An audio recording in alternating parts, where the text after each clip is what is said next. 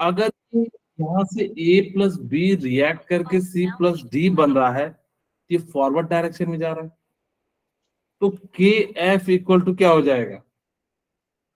तो आप कहोगे या forward reaction, rate of forward reaction क्या हो जाएगा?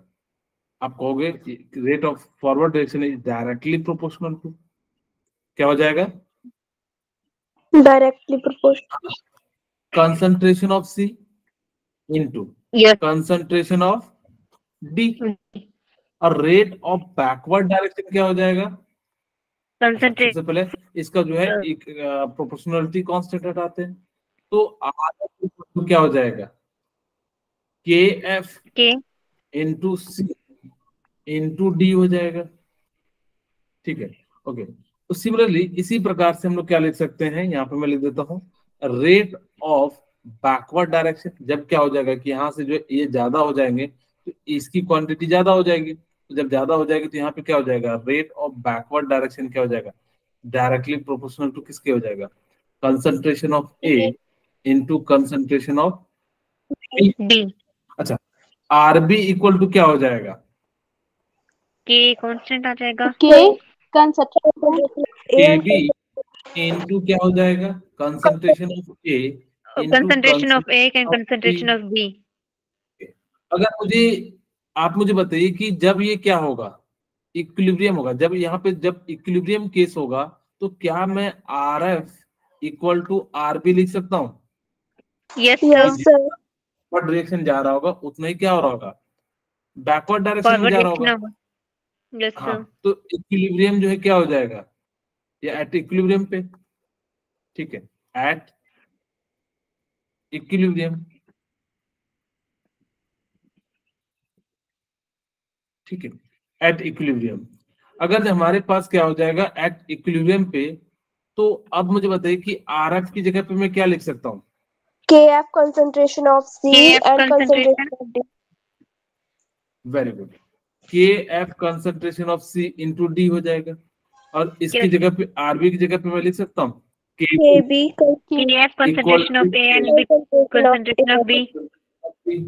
ओके, तो के एफ को मैं के एफ के नीचे जो है इसको के बी लिख ले आता हूँ इक्वल टू, तो यहाँ पे हम लोग क्या लिख सकते हैं? Concentration A, concentration B upon concentration C and concentration D. अब यहाँ पे हमने क्या करा कि इस प्रकार से लिख दिया, तो यहाँ से हमारे पास क्या हो जाएगा? मैं इसको ना केबी के टर्म में लिख देता हूँ। मुझे बताइए केबी डिवाइडेड बाय के एफ क्या हो जाएगा?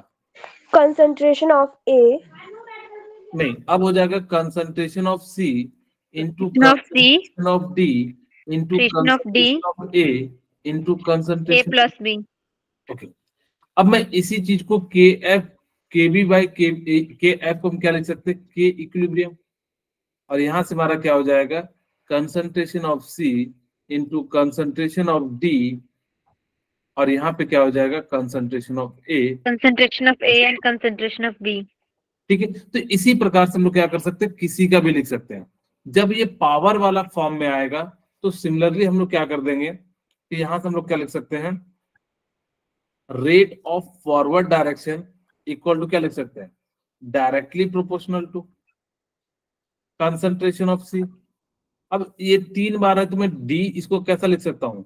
डी प्लस डी लिख सकते हैं। Yes, sir. D into D कितना हो जाएगा? डी टू दी पावर 3, और यहां से आर एफ की जगह हटाएंगे तो क्या हो जाएगा? के एफ हाँ इंटू सी इंटू क्या हो जाएगा? डी का क्यूब। अगर मैं कहूं कि आर बी डायरेक्टली प्रोपोर्शनल किसके हो जाएगा? Concentration of A into concentration of B, ठीक है, बोलिए। Yes sir. और यहाँ पे आर बी इक्वल टू क्या हो जाएगा? K B concentration of A and concentration of B square. Okay, तो यहाँ से इस प्रकार से के इक्विलिब्रियम क्या हो जाएगा?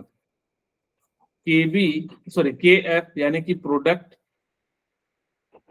हमारा क्या है? सी प्लस डी क्यूब 3, और यहाँ पे क्या हो जाएगा? के बी इंटू ए, और यहाँ पे क्या हो जाएगा b to the power 2। B2 तो हम क्या लिख सकते हैं, ठीक है, ओके, हम यहाँ पे जो है क्या लिख सकते हैं कि अच्छा ये देखिएगा कि C प्लस, अच्छा सॉरी थोड़ा सा ये B आ जाएगा इधर, ठीक है, ओके, यहाँ पे हमारे पास क्या हो जाएगा कि जब ये बैकवर्ड डायरेक्शन में, क्योंकि फॉरवर्ड डायरेक्शन में A प्लस बी रिएक्ट करके जो है क्या बनाएगा C प्लस डी, ये बैकवर्ड डायरेक्शन हो जाएगा और ये क्या हो जाएगा बैकवर्ड डायरेक्शन। तो इस प्रकार से जो हम लोग क्या लिख सकते हैं के इक्विलिब्रियम इक्वल टू क्या हो जाएगा जो है आपका के एफ बाई के बी इक्वल टू क्या हो जाता है के इक्विलिब्रियम। खैर मैं आपको जस्ट थोड़ी देर में और भी समझाऊंगा इसके बारे में। अब हम बात करते हैं एक्टिव मास के लिए, क्या होता है एक्टिव मास। अगर मैं सिंपल शब्दों में समझाऊं तो एक्टिव मास का मतलब क्या होता है, जैसे आपने एक कोई रिएक्शन लिखा A plus 2B equal to C plus D, ठीक है, ओके, अगर मैं इसका के इक्विलिब्रियम लिखूं तो क्या हो जाएगा, कहोगे सर प्रोडक्ट का कंसंट्रेशन, ठीक है, plus D to the power क्या हो जाएगा 2 एंड कंसंट्रेशन ऑफ A ये क्या हो जाएगा B टू द पावर 2। इतनी सी बात क्लियर है। ये जो डब्बा बना है ना इसी को हम लोग क्या कहते हैं एक्टिव मास कहते हैं, इसको हम लोग क्या कह देते हैं एक्टिव मास कह देते हैं। ये जो एक्टिव मास होता है ना इसको लिखा जाता है कैसे है, एक्टिव मास इक्वल टू क्या हो जाएगा मोल डिवाइडेड बाय वॉल्यूम, ठीक है। एक्टिव मास को कैसे लिखा जाता है मोल डिवाइडेड बाय वॉल्यूम। अच्छा आप मुझे बताइए मोल बाय वॉल्यूम को क्या कंसंट्रेशन कह सकते हैं क्या? Yes sir. तो इसको ना एक और तरीके से भी कहा जाता है कंसंट्रेशन के नाम से जाना जाता है, ठीक है। तो एक्टिव मास अगर आपको निकालना हो तो मोल बाय वॉल्यूम, या आपके पास एक और फॉर्मूला हम डिराइव करेंगे डेंसिटी डिवाइडेड बाय मोलर मास, थोड़ी देर में हम आपको डिराइव करके दे देंगे क्यों होता है, लेकिन फिलहाल अभी यहाँ समझते हैं। ये जो एक्टिव मास अगर जो आपको निकालना है तो ये वाला केस किसके लिए लगेगा, आपके लिए जो है लिक्विड वाले। अगर जो गैस वाले के टर्म में हम लोग क्या करेंगे प्रेशर का यूज करेंगे। वही कहता है जब भी कंसंट्रेशन की बात कीजिएगा तो आपके लिए कौन सा स्टेट होगा लिक्विड एंड गैस होगा। लेकिन अगर आपके पास प्रेशर का कब यूज करना, जब सिर्फ और सिर्फ क्या हो गैस हो। अगर जब आपके पास सिर्फ और सिर्फ गैस स्टेट होगा तब आप लोग जो है क्या कीजिएगा प्रेशर वाले जो है यूज कीजिएगा और तब वहां पे जो है आपकी यूनिट आएगी एटीएम आएगी। मैं सिंपल शब्दों में एक बार फिर से समझाता हूं। मैंने बेसिकली क्या कहा कि अगर आपको एक्टिव मास ना दो तरीके से निकालेंगे, एक आपके पास क्या होगा लिक्विड एंड गैस के लिए, तो उसके लिए हम लोग क्या करेंगे मोल बाय वॉल्यूम निकाल लेंगे। लेकिन अगर आपके पास किस फॉर्म में दिया रहेगा, सपोज कीजिए कि वो आपको क्या करेगा कि गैस के टर्म में दे दिया जाए तब वहां पे किस पे निकालिएगा आप एटमॉस्फेरिक प्रेशर के टर्म में निकालेगा। वही कहता है the term active mass means concentration. मैंने बताया कि इसका मतलब क्या होता है concentration of the reactant is expressed in mole per litre. अब देखिए मोल इसका होता है, वॉल्यूम का क्या होता है यूनिट लीटर होता है, जिसको आप लोग क्या कह सकते हैं मोलर कंसंट्रेशन भी कह सकते हैं। और the pressure of reacting gas in atmosphere, उसके अंदर क्या हो जाता है कि जो रिएक्टिंग गैस होता है इन एटमॉस्फेयर में कि अगर होगा तो वहां पे प्रेशर वाला लीजिएगा और वहां पे जो यूनिट हो जाएगी क्या हो जाएगी बार हो जाएगी, ठीक है। तो इस प्रकार से जो है in case of gases solution the molar concentration mean of gram molecules present पर लीटर। आपको डिपेंड करता है कि आपको कैसा दिया हुआ है। कंसंट्रेशन दो टाइप से निकाल सकते हो, एक अगर लिक्विड और गैस दिया रहे तो मोल पर वॉल्यूम निकालना, और अगर आपको सिर्फ और सिर्फ गैस दिया रहे तो वहां पे आप क्या निकालोगे एटीएम के द्वारा निकालते हैं। अच्छा इसका जो सिंबल है रिप्रेजेंट करने का वो क्या है ब्रैकेट है, इसको हम लोग क्या कहते हैं स्क्वायर ब्रैकेट भी कहा जाता है। बोले इतनी सी बात क्लियर होगी आप लोग? Yes sir. अच्छा देखिए, मैं आपको ये फॉर्मूला ड्राइव करता हूं। एक्टिव मास क्या हो जाएगा? एक्टिव मास इक्वल टू क्या हो जाएगा? Number of gram molecules of substance. तो आप कहोगे सर मोल लिख तो सीधे सीधे, इतना क्यों घुमा रहे हो? ऐसा लिख दूं? Yes, sir. ओके। अच्छा, मोल का आपको एक फॉर्मूला पता है? मोल का फॉर्मूला क्या होता है? किन्हीं को याद है? Weight by molecular weight. Very good. Given mass divided by molar mass, या weight divided by molar mass, या मोलर वेट। ठीक है, यही तो पढ़े होंगे। Yes, sir. अच्छा, मैं इसको ना W से रिप्रेजेंट करते हैं और इसको किससे रिप्रेजेंट करते हैं? M से। तो मोल की जगह पे मैं क्या W और M लिख दूं? Yes, sir. वॉल्यूम को जो हमने क्या लिख लिया? V में, और यहाँ पे हमने वॉल्यूम किस में लिया है? लीटर में। Liter. ओके। अच्छा देखिए, क्या W बाय V, अच्छा यहाँ पे हम डेंसिटी के टर्म में नहीं कर रहे हैं, पहले हम लोग ये सिंपल लिख लेते हैं। अगर हम इसी चीज को किसमें कन्वर्ट कर दें, लीटर को ml में, तो क्या हो जाएगा? W इंटू 1000, और यहाँ पे क्या हो जाएगा? M इंटू V, और ये किस में आ जाएगा? ml में। तो इस प्रकार से जो है आप क्या कर सकते हैं, किसी का एक्टिव मास निकाल सकते हैं। ये तो आप लोगों ने सीख लिया होगा। जब या तो आप सीधा सीधा मोल में कन्वर्ट कर लीजिए, या सीधे सीधे इस फॉर्मूले को याद रख लीजिए। सेकेंड फॉर्मूला, मैंने क्या कहा कि आपके सामने, मैं इसको पढ़ के भी सुना दूंगा, चिंता मत कीजिए। मैंने कहा कि आपको अगर जब मोलर कंसंट्रेशन निकालना हो, तो मोलर कंसंट्रेशन का फॉर्मूला क्या होता है, या जिसको हम लोग एक्टिव मास भी कहते हैं? Mole by volume. हाँ, तो क्या हो जाएगा? मोल बाय वॉल्यूम। और मोल की जगह पे हम लोग क्या लिख सकते हैं? कहोगे वेट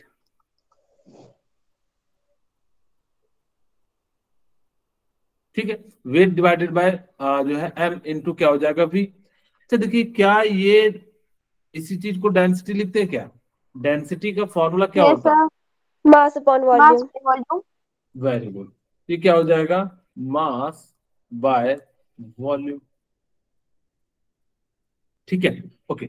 अब मैं इसी की जगह पे मैंने क्या कर दिया? डेंसिटी लिख दिया, रो, और रो divided by m।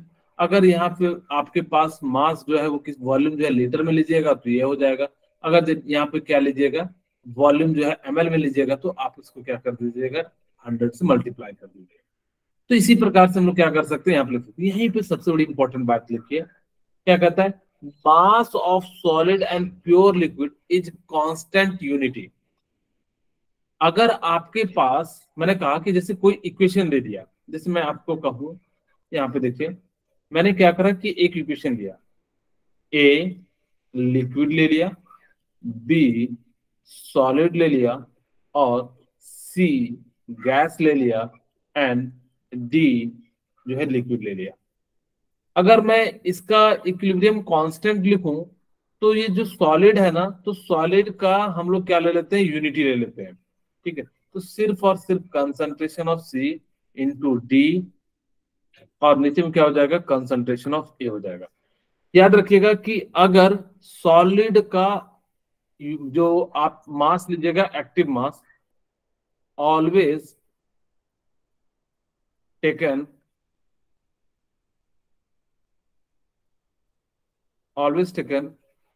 solid active mass equal to 1। लेकिन लिक्विड का जो है, प्योर लिक्विड के लिए लीजिएगा,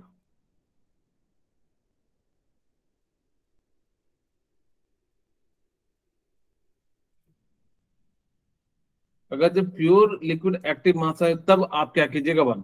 कहोगे सर हमें कैसे पता लगेगा? कहोगे सॉलिड का तो ठीक है, कहीं भी देखेंगे तो लगा देंगे, लेकिन अगर मुझे क्या कहा जाएगा, प्योर लिक्विड का, तो हम कैसे पता करेंगे? तो आपको जनरली वाटर, या जब वो क्या होगा कि बिल्कुल प्योर हो, एक्वास फोकस ना हो, तो आपको जो है वहां पे क्या हो जाएगा कि 1 ले लेना है। ठीक है, हम जब एक दो क्वेश्चन करेंगे तो आपको क्लियरिटी भी आ जाएगी किस प्रकार से जो है लेना है। अब यहाँ पे देखिए, the active mass of solid and pure liquid is constant quantity.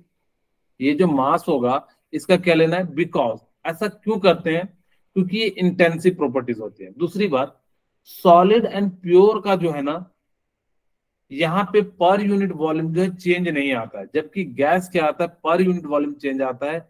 जिस कारण से हम लोग क्या करते हैं, सिर्फ और सिर्फ किसका ले लेते हैं, गैस का। और जो प्योर अगर जो लिक्विड नहीं है तो वहां पे हम जो है यूनिटी नहीं लेते हैं। अगर जो प्योर लिक्विड होगा तो वहां पे हम लोग क्या ले लेंगे, यूनिटी ले लेंगे। कि ये बात समझ में आई या नहीं आई? Yes sir. अगर किन्हीं को डाउट हो तो उनसे अभी पूछ सकते हैं इस बात को लेके कि सर मुझे ये पॉइंट जो है नहीं समझ में आया, तो आप मुझे बता दीजिए। सर आ गया समझ। ओके, ठीक है। अब यहाँ पे हमारे पास एक क्वेश्चन है। अब यहाँ पे हमें क्या निकालना है, एक्टिव मास निकालना है। ठीक है, तो हमें एक्टिव मास निकालते हैं। ओके, हमारे पास क्या दिया हुआ है, atomic mass, sorry, given mass of ammonia कितना दिया है, 8.5। कितना दिया हुआ है, 8.5 ग्राम। ओके, और वॉल्यूम कितना दिया हुआ है, 0.5 लीटर। Very good. यहाँ पे कितना दिया है, 0.5 litre.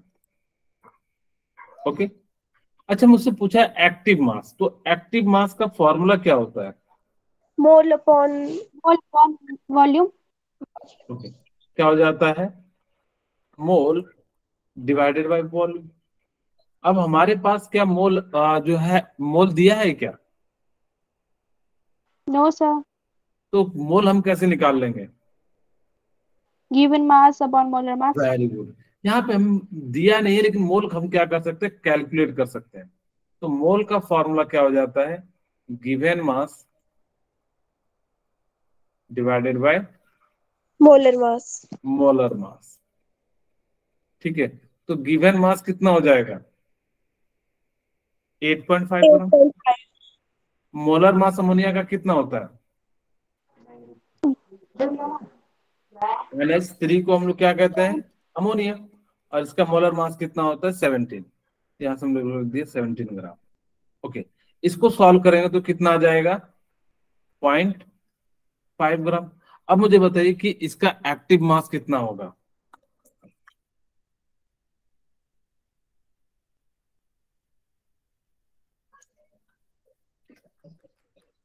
One. Very good. One. ठीक है, तो यहां से हम लोग क्या लिखेंगे, मोल कितना है, 0.5 मोल। 0.5। और वॉल्यूम कितना है, 0.5 लीटर। 0.5 लीटर। तो यहां से हमारा कितना आ जाएगा, 1 मोल पर लीटर एक्टिव मास। तो इस प्रकार से हम लोग क्या कर सकते हैं, किसी का भी एक्टिव मास को निकाल सकते हैं। बोले यहां तक अगर से क्लियर है तो मुझे बता दीजिए। Yes sir. ओके, मैं एक और क्वेश्चन करा देता हूं इन टर्म्स ऑफ, मेरे पास कहता है कि डेंसिटी ऑफ, क्वेश्चन है डेंसिटी ऑफ, इसका दे दे, अमोनिया का ले लेते हैं, is 1.7 gram. Then find the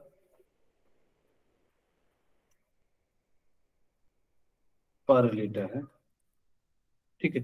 then find the active mass, then find the active mass. ठीक है, तब आप मुझे बताइए कि इसका एक्टिव मास क्या हो जाएगा,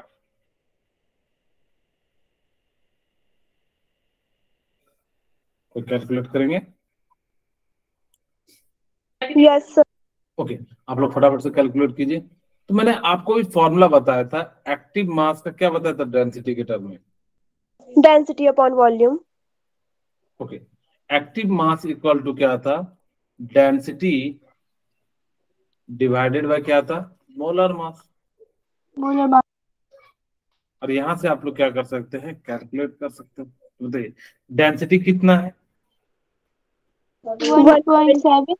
वेरी गुड। यहाँ पे हमारे पास डेंसिटी कितना है, 1.7 ग्राम। मोलर मास कितना होता है, 17 ग्राम। ये डेंसिटी पर लीटर है।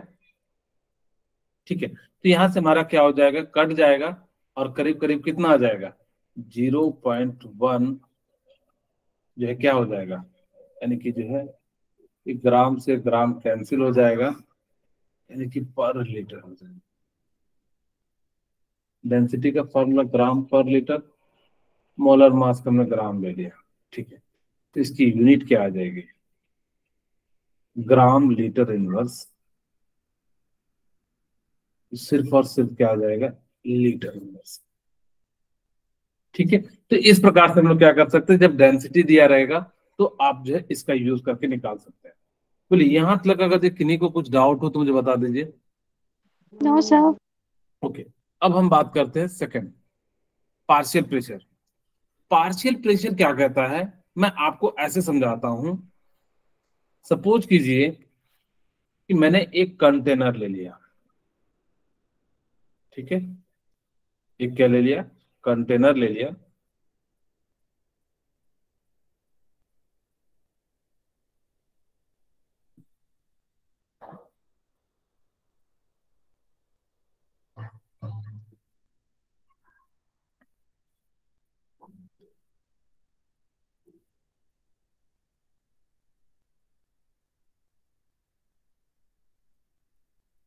ठीक है, अब यहाँ पे मैंने ना तीन चार टाइप के, जैसे कि आपके एटमॉस्फेयर में क्या है, डिफरेंट डिफरेंट गैस है। मैंने यहाँ पे तीन चार गैस ले लिया, A B C D and E. मुझे बताइए कि इसमें जो टोटल प्रेशर होगा किसके द्वारा, सिर्फ किसी एक के द्वारा लगेगा या सबके द्वारा लगेगा? सबके। Very good. अगर जो मैं टोटल प्रेशर की बात करूं तो पीटी इक्वल टू क्या हो जाएगा, pressure of A plus pressure of B pressure of. Plus pressure of C and pressure of D. अगर और भी कुछ है तो हम जो है क्या कर सकते हैं, लिख सकते हैं। तो अगर ये पर्टिकुलर जो लगाता है, इंडिविजुअल जो लगाता है, इसको हम लोग कह देते हैं पार्शियल प्रेशर। अगर जैसे कि कोई रस्सी में रसद जो है टगवार चल रहा है, तो वहां पे अगर हमारे पास क्या होगा, किसी एक आदमी के द्वारा फोर्स ऑफ अट्रैक्शन लगेगा, तो हम लोग कहेंगे कि पर्टिकुलरली एक आदमी ने लगाया, इंडिविजुअल आदमी ने लगाया। तो यहाँ भी जो प्रेशर एक किसी एटम के द्वारा, जैसे यहाँ पे मान लो हाइड्रोजन होता, जैसे मैं एक एग्जांपल के रूप में समझाने के लिए एक दूसरा कंटेनर ले लेता हूँ, मैं इसमें ज्यादा नहीं भर रहा, तीन गैसेस भर रहा हूँ, H2, O2 एंड CO2। बंद है, ये मत सोचिएगा कि जो है क्लोज है, ये बंद है। ठीक है, ओके। अगर यहाँ पे मैंने क्या रखा, H2, O2 एंड CO2। ठीक है, अगर मैंने यहाँ पे क्या रखा कि H2O2 CO2, तो मुझे बताइए, आप मुझे बताइए कि जो पार्शियल प्रेशर H2 द्वारा लगेगा, कुछ पार्शियल प्रेशर O2, यानी कि अकेला अकेला जो टोटल प्रेशर होगा किसके द्वारा हो जाएगा, partial pressure of H2 plus partial pressure of plus O2 plus CO2। तो इस प्रकार से क्या हो जाएगा कि टोटल प्रेशर हो जाएगा।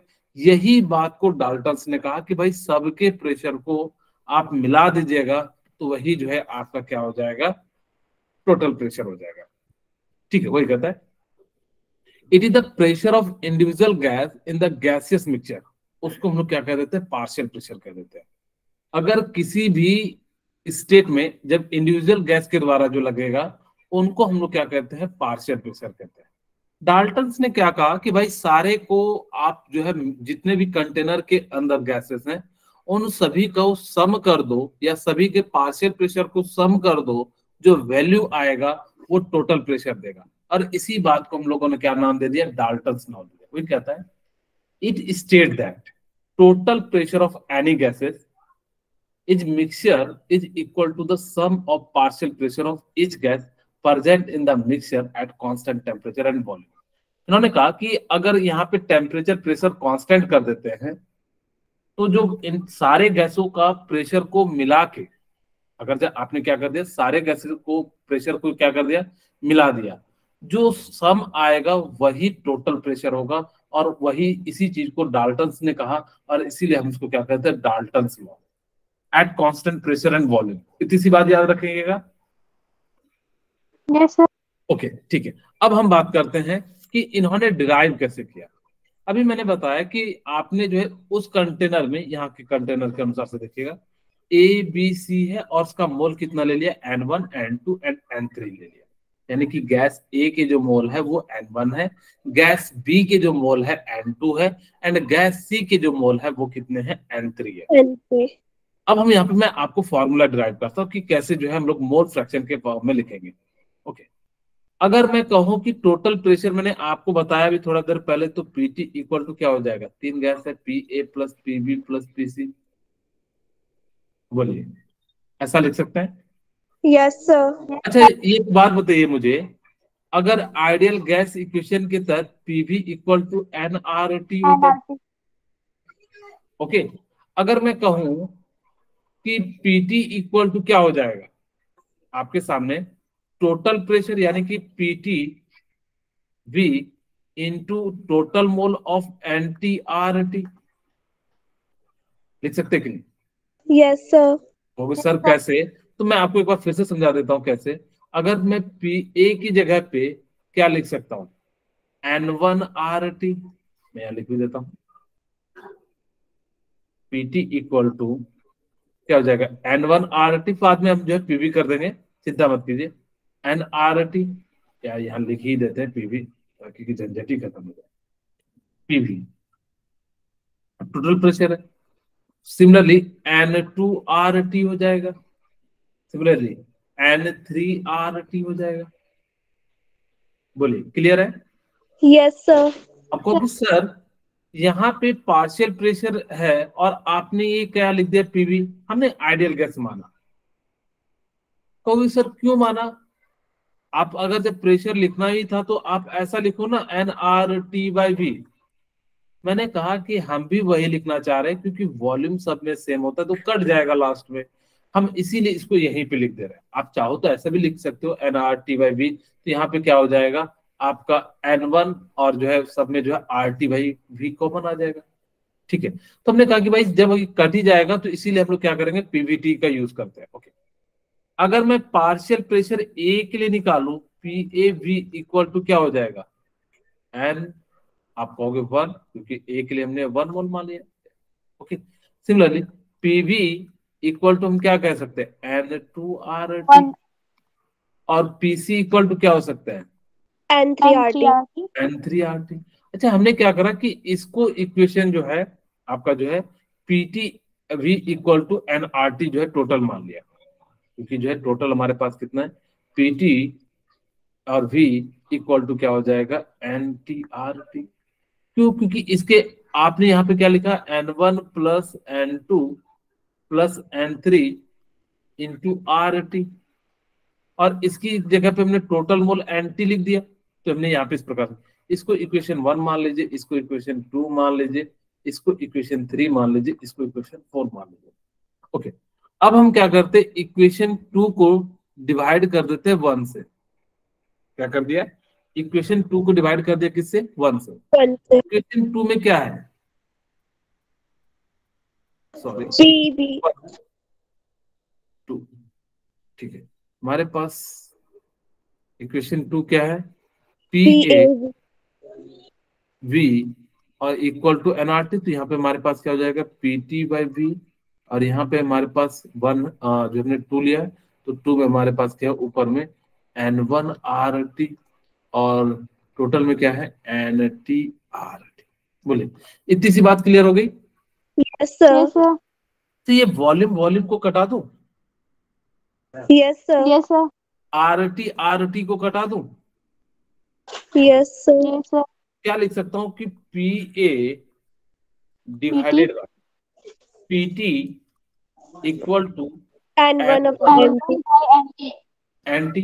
अच्छा, मैंने क्या कहा था कि NT की जगह पे क्या N1 plus N2 divided by N3 लिख सकते हैं? Yes sir. ओके, अगर हमने लिखा तो आपको पता है कि मैं अगर यहाँ पे लिखूं आपको समझाने के लिए, N1 divided by N1 plus N2 plus N3,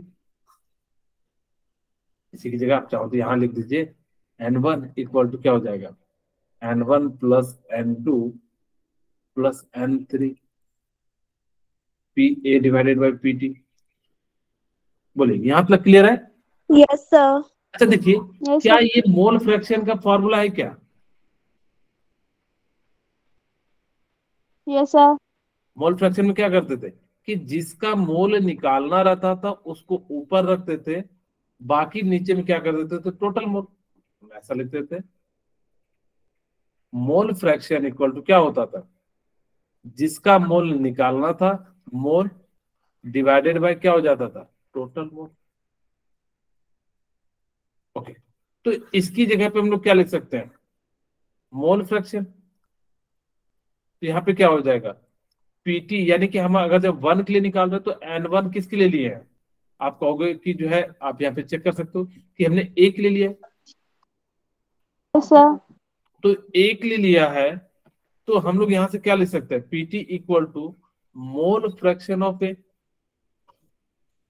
क्या इतनी सी बात समझ में आ गई? कैसे मोल, यस सर। कि यहाँ पे N1 है तो N1 का मोल किसका था, मोल ए। ऑफ ए का, तो यहाँ पे हमने क्या लिख दिया, ए। तो इसी तरीके से पी ए इक्वल टू क्या हो जाएगा, mole fraction of A plus PT.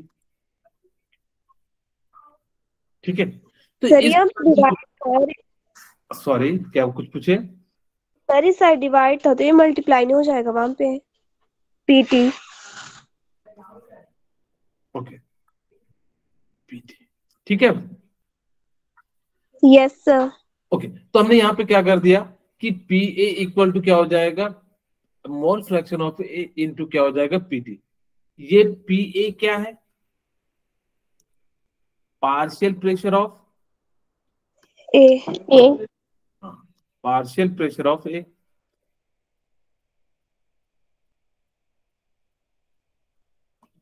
Okay, PT क्या है,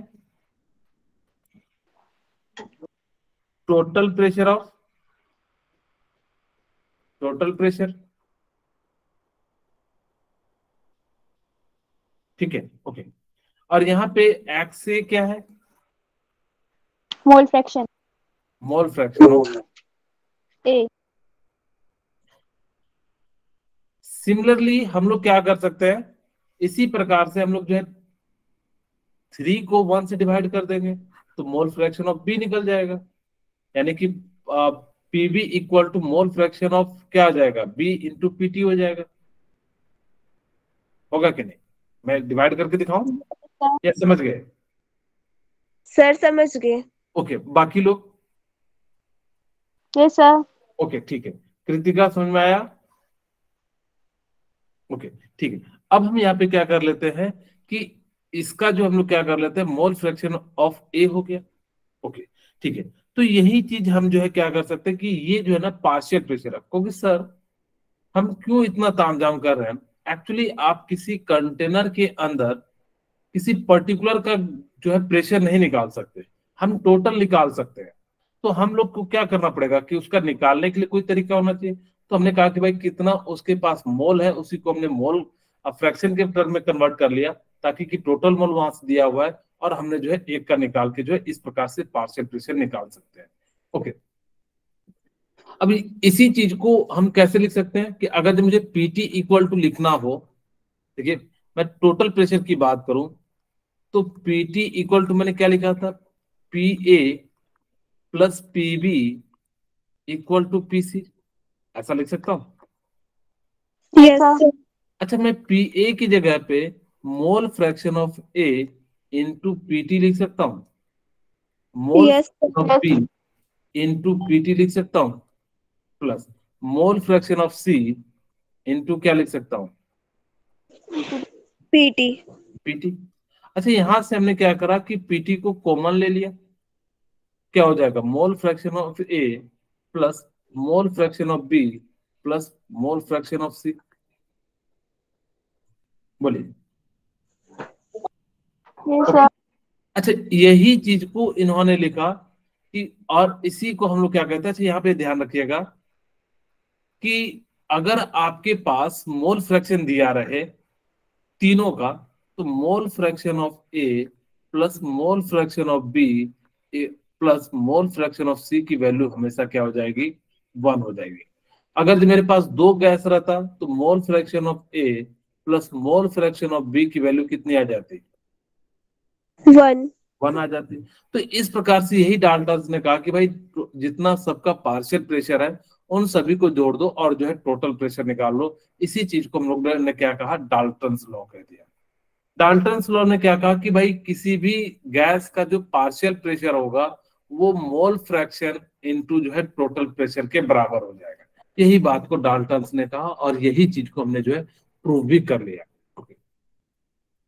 अब हम बात करते हैं लॉ ऑफ मास एक्शन। ये जो दिया था वो किसने दिया था, गुल्डबर्ग एंड वेगे ने दिया था। गुल्डबर्ग एंड वेगे ने क्या कहा कि कोई भी रिएक्शन होगा तो उसका जो स्टेचियोमेट्रिक कोएफिशिएंट होगा ना, जैसे मैं यहाँ पे आपके सामने a plus 2b equal to 3c plus D, अगर मैं ऐसा लिखूं तो k इक्विलिब्रियम का जो फॉर्मूला हो जाएगा वो क्या हो जाएगा, c to the power 3 and d to the power 1, ठीक है, d टू द पावर कितना हो जाएगा 1, ओके। और यहाँ पे क्या हो जाएगा, a टू द पावर कितना हो जाएगा 1 and b to the power कितना हो जाएगा 2। ये कहता है कि in the state rate of chemical reaction directly proportional to product of active mass, यानी कि प्रोडक्ट में जितने एक्टिव मास है उनको कर दीजिए और जो उनपे पावर है वो क्या कर देना, स्टोइचियोमेट्रिक कोएफिशिएंट पे डाल देना। इसी चीज को जो है लॉ ऑफ ने किया। उन्होंने दो स्टेप में किया था, एक फॉरवर्ड डायरेक्शन में, एक बैकवर्ड डायरेक्शन में। तो ये चीज यहाँ पे लिख भी देते हैं, रेट ऑफ फॉरवर्ड डायरेक्शन कितना हो जाएगा, यानी कि आपके सामने ये ए है और ये बी है, तो ए टू द पावर क्या हो जाएगा m1 और बी टू द पावर क्या हो जाएगा m2। अब चाहो तो लिख भी सकते हो, डायरेक्ट भी लिख सकते हो, लेकिन हम जो है आपको एक एक करके पहले समझा देते हैं। मेरे पास कोई इक्वेशन है, मैं इसी फॉर्म में समझाता हूँ मैं, या फिर आपको इस फॉर्म में समझा देता हूँ, सिंपल से लगेगा आपको। a plus 2c equal to 3c plus 4d। मैंने ऐसे ही कोई रैंडम सा जो है क्या कर लिया है, चूज कर लिया है। अच्छा, मैं रेट ऑफ फॉरवर्ड रिएक्शन लिखूं, यानी कि रेट ऑफ फॉरवर्ड डायरेक्शन में शुरू में जो भी चीजें होंगी वो सिर्फ और सिर्फ यही होगी, यानी कि इसको हम लोग क्या, रिएक्टेंट। तो शुरू में सिर्फ और सिर्फ क्या होगा, रिएक्टेंट। बाद में थोड़ी देर बाद जो है क्या आएगा, प्रोडक्ट आएगा। लेकिन शुरू में बिल्कुल ऐसा नहीं कि आपको कोई प्रोडक्ट दिखेगा, ठीक है। तो जो भी चीजें आएंगी शुरू में वो क्या आएगा, आपका जो है रिएक्टेंट होगा। तो रिएक्टेंट जो होगा वो डायरेक्टली प्रोपोर्शनल किसके हो जाएगा, A and C to the power क्या हो जाएगा 2, ओके। अगर मैं इसकी प्रोपोर्शनलिटी कांस्टेंट को हटाऊं, थोड़ा देर में मैंने बताया, तो आर एफ इक्वल टू क्या हो जाएगा, के एफ, हाँ, के एफ इंटू ए और सी टू द पावर क्या हो जाएगा 2, ओके। यहाँ पे हमने इस प्रकार से लिख दिया।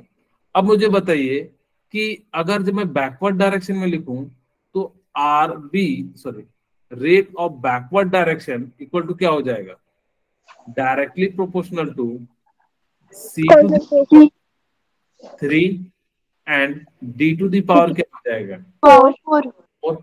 और इसी चीज को आर बी इक्वल टू मैं हटा के एफ लिख सकता हूँ, सॉरी के बी लिख सकता हूँ, C to the power 3 and D to the power क्या हो जाएगा 4, ओके। अब मैं इसको हमने क्या कर दिया कि डिवाइड कर दिया। अच्छा, जब ये इक्विलिब्रियम होगा इसका मतलब है जब ना तो ये जितना प्रोडक्ट बन रहा होगा उतना ही रिएक्टेंट बन रहा होगा। अगर ऐसा केस आएगा तो क्या हो जाएगा कि आर बी इक्वल टू या R F equal to R B हो जाएगा। Yes sir, okay. अब जब R B equal to R F हो जाएगा तो यहाँ पे हम इसकी वैल्यू डाल देते हैं। आर बी की जगह पे हम लोग क्या लिख सकते हैं, K F A to the power हमारे पास कितना है 1 है, और सी टू दी पावर कितना हो जाएगा 2 इक्वल टू KB, और यहाँ पे हमारे पास कितना हो जाएगा C to the power 3 and D to the power कितना हो जाएगा 4। और इसी चीज को KF बाय KB हम लिख दें तो कितना हो जाएगा C to the power 3 D to the power 4, और यहाँ पे क्या हो जाएगा ए पे power 1 and C to the power. और इसी चीज को KF बाय KB को हम लोग क्या लिख देते हैं इक्विलिब्रियम लिख देते हैं। ठीक है, तो यहां से हम लोग लिख सकते हैं कि K इक्विलिब्रियम इक्वल टू क्या हो जाएगा फॉरवर्ड डायरेक्शन का constant divided by backward direction. और आपको एक और तरीके से भी लिखा हुआ मिलेगा KE equal to active mass of product, या मैं सीधे सीधे लिख देता हूं प्रोडक्ट डिवाइडेड बाय क्या हो जाएगा रिएक्टेंट। ठीक है, आपको इन दोनों में से कोई भी एक तरीका का दिया रहेगा तो आप क्या कर सकते हैं किसी भी इक्वेशन का आप जो है क्या निकाल सकते हैं इक्विलिब्रियम कांस्टेंट निकाल सकते हैं। बोले यहाँ तक क्लियर हो गया होगा? Yes sir. Yes sir.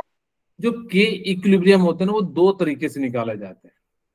एक का नाम होता है KC और एक का नाम होता है KP। ठीक है, KC आपको मैंने बताया कि कंसंट्रेशन वाला, तो कंसंट्रेशन वाले को N/V लिख लीजिए। ठीक है, या इसको हम लोग क्या लिख सकते हैं कंसंट्रेशन लिख सकते हैं। ओके, या इसको हम लोग क्या लिख सकते हैं मोल पर, इसका यूनिट जो है क्या हो जाएगा मोल पर लीटर हो जाएगा। ओके, यूनिट क्या हो जाएगा मोल पर लीटर हो जाएगा। अब यहाँ पे हमारे पास यूनिट क्या हो गया मोल पर लीटर हो गया।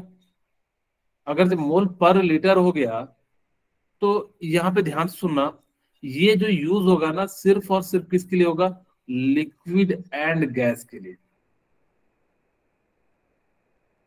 ओके, जब आप क्या करोगे केसी की वैल्यू निकालोगे तब कब निकालोगे जब रिएक्शन में आपको क्या दिया हुआ रहेगा लिक्विड या गैस दिया रहेगा, तभी आप क्या कर सकते निकाल सकते हैं। केपी का वैल्यू कब निकालेंगे जब आपके पास क्या हो प्रेशर दिया हुआ हो। प्रेशर। ठीक है, और प्रेशर का यूनिट क्या हो जाता है एटीएम। ओके, और ये सिर्फ और सिर्फ कब एप्लीकेबल होगा गैस। वेरी गुड, तो गैसेस स्टेट के लिए क्या हो जाएगा ये एप्लीकेबल हो जाएगा। ठीक है, अब मैं इसका डेरिवेशन आपको बस इसी तरह समझा देता हूं ताकि कि आपको जो यहां से समझ में आ जाए। इन्होंने ये यहां से हमने जो है लिख लिया केपी इक्वल टू, आपको ये तो समझ में आ गया होगा कि अगर इसमें एक बार समझा भी देता हूं, केसी लिखना हो तो कंसंट्रेशन का जो यूज करना, केपी जो लिखना हो तो यहाँ पे क्या कर देंगे प्रेशर का यूज करेंगे। ठीक है, according to the law of mass action, यानी कि इसको हम लोग क्या कहते हैं लोमा भी कहते हैं, यानी कि लॉ ऑफ मास एक्शन को हम लोग क्या कह देते हैं लोमा कह देते हैं। अगर मैं कहूं कि केसी लिखना होता तो मुझे इस रिएक्शन का तो मैं क्या लिखता, आप कहोगे सर बड़ा आसान सा चीज है सी टू दी पावर आपका N1 है N1 लिख दीजिए, और D टू दी पावर क्या हो जाता N2, और similarly A to the power क्या हो जाता M1, और B टू दी पावर क्या हो जाता M2 हो जाता। okay. अगर मैं बात करूं कि KP जो है आपको ना प्रेशर के टर्म में लिखना है तो PC टू दी पावर क्या हो जाएगा N1, और D टू दी पावर क्या हो जाएगा सॉरी PD इक्वल टू क्या हो जाएगा N2, और ये कितना हो जाएगा A टू दी पावर कितना हो जाएगा PA।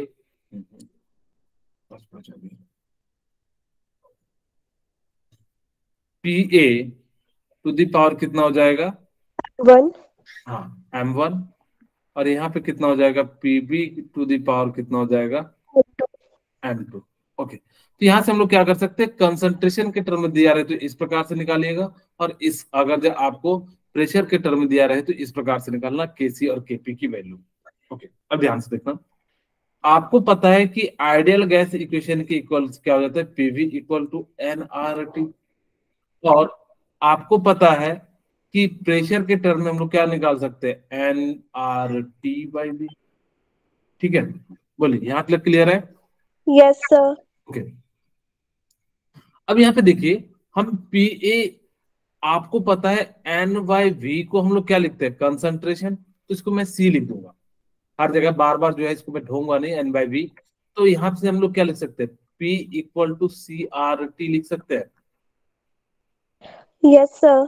ओके, अगर जो हमने क्या करेंगे कि यहाँ से जो है इस प्रकार से क्या कर देंगे, लिख देंगे। अब देखो सबको हमने क्या करते हैं, पी ए को हमने जो है क्या लिख दिया, कंसंट्रेशन ऑफ ART, या जो है इस प्रकार से जो है सोन हमने लिख दिया। ठीक है, अब ध्यान से देखिए, मुझे केपी निकालना है,